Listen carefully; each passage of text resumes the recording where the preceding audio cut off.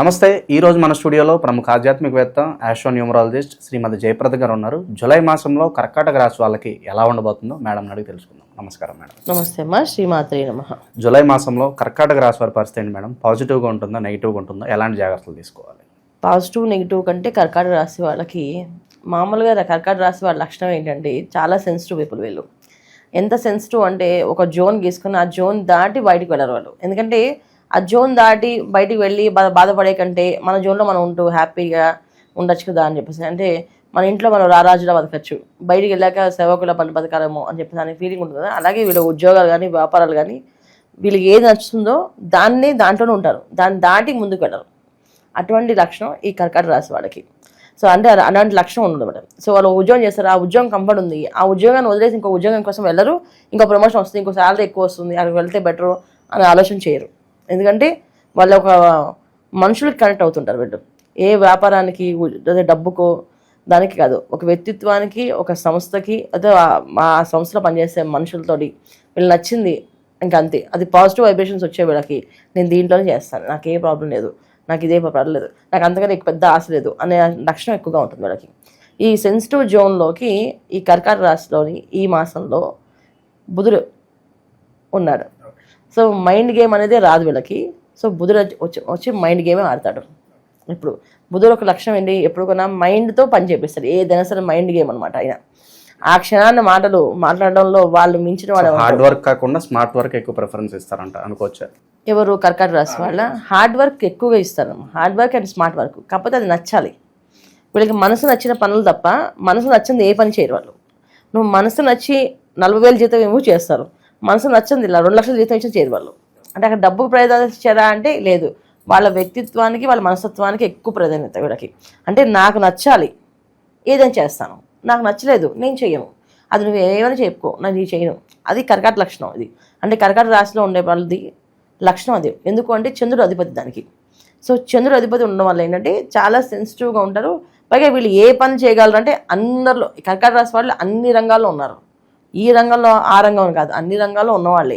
ఇప్పుడు ఉద్యోగాల్లో ఉన్నవాళ్ళు, వ్యాపారాల్లో ఉన్నవాళ్ళు ఉన్నారు, యాక్టర్స్గా ఉన్నారు, డైరెక్టర్స్గా ఉన్నారు, సింగర్స్గా ఉన్నారు, తర్వాత చాలామంది స్టోరీ రైటర్స్గా ఉన్నారు. కాకపోతే వాళ్ళకి నచ్చిన రంగం ఏదైతే నచ్చుతుందో వాళ్ళు దాన్నే ఉంటారు, దాన్ని దాటిదారు. ఇది కర్కాటక రాశి.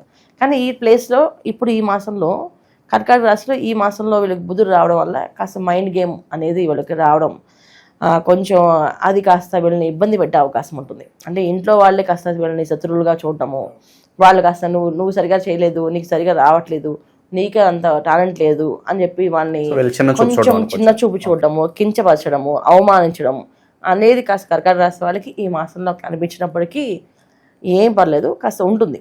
ఈ మాసంలో ఏంటంటే బుధుడు రాశిలో ఉండడం, ద్వితీయంలో కుజకేతువులు కలిసి ఉండడం. ఎప్పుడైతే కుటుంబ స్థానంలో ఒక పాజిటివ్ గ్రహం కాకుండా నెగిటివ్ గ్రహం అంటే మనకి పాపగ్రహం ఎప్పుడైతే ఉంటుందో కుటుంబంలో కాస్తంత గొడవలు, ధనం బాగా ఖర్చు అవ్వడము, వచ్చిన డబ్బు వచ్చినట్టుగా వెళ్ళిపోవడము, నీళ్ళల్లా ఖర్చు పడ్డము, ఇవన్నీ జరిగే అవకాశం ఉంటాయి. అది మంచి కావచ్చు, చెడు కావచ్చు. ఇప్పుడు గోచార ఫలితాల్లో ధనం అధికంగా ఖర్చు అవుతుందని రాస్తుంది.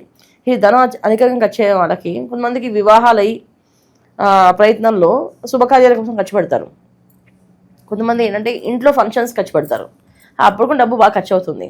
కొంతమంది ఓన్లీ దాన ధర్మాలు చేస్తుంటారు, గుళ్ళకి గోపురాలకి తిరుగుతూ ఉంటారు, అది కూడా ఖర్చు ఎక్కువ, అధికం ఖర్చు. ఈ మాసంలో వీళ్ళకి తీర్థయాత్రలు రాసుకుని ఉన్నాయి. సో తీర్థయాత్ర వెళ్తే కూడా డబ్బు ఖర్చు అవుతుంది కదా, ఆ విధంగా ధనం అనేది నీళ్ళ ఖర్చు అయ్యే అవకాశం ఈ మాసంలో వీళ్ళకి ఎక్కువగా కనిపిస్తుంది.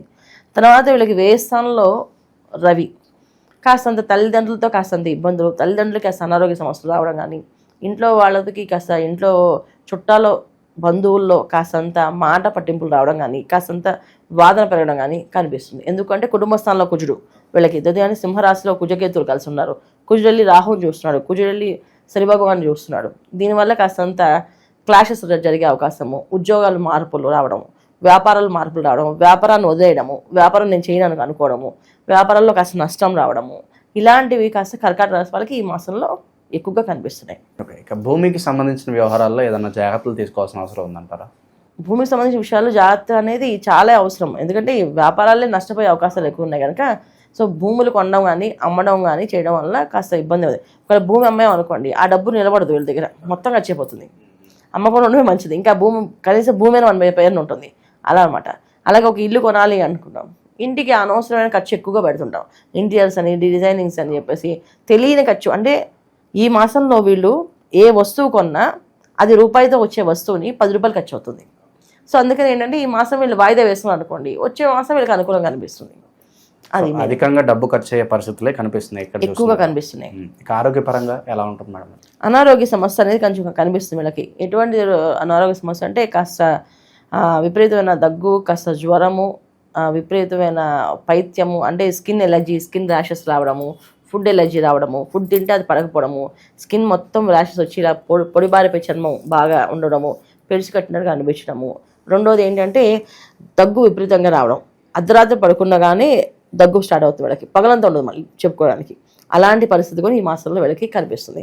ఎంత విపరీతంగా ఉంటుందంటే హాస్పిటల్కి వెళ్తే ఏమి ఉండదు, మందులు వాడినా తగ్గదు, రాత్రి పూట మాత్రం దగ్గు విపరీతంగా ఉంటుంది, నిద్రపోలేదు. ఈ విషయంగా కర్కాటక రాశి వాళ్ళకి ఈ మాసంలో కాస్త అనారోగ్య సమస్య ఇది కనిపిస్తుంది. ఒక స్త్రీ వల్ల ఏదైనా ఇబ్బంది పడే అవకాశాలను కనిపిస్తున్నాయి, వాళ్ళతో ఏమైనా జాగ్రత్తలు తీసుకోవాలంటారు ఏమన్నా?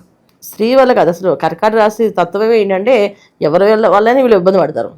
నచ్చిన మనుషులు ఎదురు పడితే ఎక్స్ప్రెషన్స్ కనిపిస్తుంటాయి వీళ్ళ దగ్గర. మెయిన్ అయ్యో వీళ్ళు నాకు నచ్చలేదు, నేను వీళ్ళతో మాట్లాడాలి, వాళ్ళు వీళ్ళతో ఉండాలా ఉండలేనని చెప్పి ఆటోమేటిక్గా తెలిసిపోతుంది. బాగా కంఫర్టబుల్ గా లేరని చెప్పి వాళ్ళ ఫేస్ లోనే మనం తెలుసుకోవచ్చు. అంటే ఎక్స్ప్రెసివ్ ఫేస్ అనమాట, అది ఈజీగా ఐడెంటిఫై చేసొచ్చు. ఇంత కోపంగా ఉన్నారు, ఎందుకు ఉన్నారు వీళ్ళు అని అంటే అర్థమైపోతుంది వాళ్ళు నచ్చిన వాళ్ళు ఎవరు వచ్చారని చెప్పేసి. అటువంటి లక్షణాలు ఉన్నాయి కనుక కాస్త అది కొంచెం చెప్పాలంటే కాస్త బాధాకరమైన విషయమే ఆ విషయం. ప్రజెంట్ ఉన్న గ్రహస్థితి బట్టి ఎలాంటి పరిహారాలు వీళ్ళకి బాగా అవసరం అంటారు మేడం? వీళ్ళు ఎక్కువ చేసుకోవాల్సింది ఈ మాసం అంతా కొన ఏంటంటే ఎక్కువ గురువు ఆరాధన, అంటే దత్తాత్రేయుని ఆరాధన చేసుకోవడం, ఎక్కువ దత్తాత్రేయ జపం చేసుకోవడం. ద్రాం దత్తాత్రేయ నమః, ద్రాం దత్తాత్రేయ నమః, ద్రాం దత్తాత్రేయ నమః అని మంత్రాన్ని ఎక్కువగా చేసుకోవడం వల్ల సిచ్యువేషన్స్ అన్నీ వీళ్ళకి అనుకూలంగా మారుతాయి. ఎటువంటి సిచ్యువేషన్ ఉండేది, అది ఎంత కష్టమైనా ఉండేయండి, ఆ కష్టం నుంచి బయటపడడానికి ఈ దత్తాత్రేయ మంత్రం ఎక్కువగా చేసుకుంటుంటే కాస్త వీళ్ళకి అనుకూలంగా జరిగి ప్రతి ఒక్క పని వీళ్ళకి పాజిటివ్గా ఉంటుంది. శత్రు భయాలు కావచ్చు, నరదృష్టి ఏదన్నా ఉంటే వాళ్ళకి ఏదన్నా ఉంటుందా మేడం? దత్తాత్రేయుని మించిన మంత్రం ఇంకేం లేదు. ఆయనది చేసుకుంటే అది మొత్తం భూతమేత పిశాచాలు అన్నీ కూడా అసలు దత్తమంత్రం చదివి పారిపోతాయి. సో ఏదన్నా వీళ్ళు మంచి పనులు చేయాలనుకుంటే కనుక ఏదన్నా ప్రత్యేకమైన రోజు, అంటే వారంలో ఏ రోజు బాగా కలిసి వస్తుంది అంటారు వీళ్ళు ఏదన్నా చేసుకోవాలంటే కనుక? వీళ్ళకి ఈ మాసం బుధవారం తప్ప మిగతా అన్ని రోజులు కలిసి వస్తాయి. బుధవారం ఒక్కరోజు చేయకూడదు. ఏ పని చేసినా బుధవారం ప్రారంభం చేస్తా అది పని అవ్వదు వీళ్ళకి. మిగతా అన్ని వారాలు కలిసి వస్తాయి. ఓకే, చాలా బాగా వివరించారు మేడం. ఓవరాల్గా ఈ రాశి వాళ్ళందరూ కూడా గోచార ఫలితాలు ఏ విధంగా ఉంటాయో మేడం తెలియజేయడం జరిగింది. ఒక్కసారి ఏదన్నా ఇబ్బంది ఉంటే మీ వ్యక్తిగత జాతకం పరిశీలన చేయించుకోండి, మీ సమస్యకు తగిన పరిష్కారం మేడం చూపించడం జరుగుతుంది. ధన్యవాదాలు.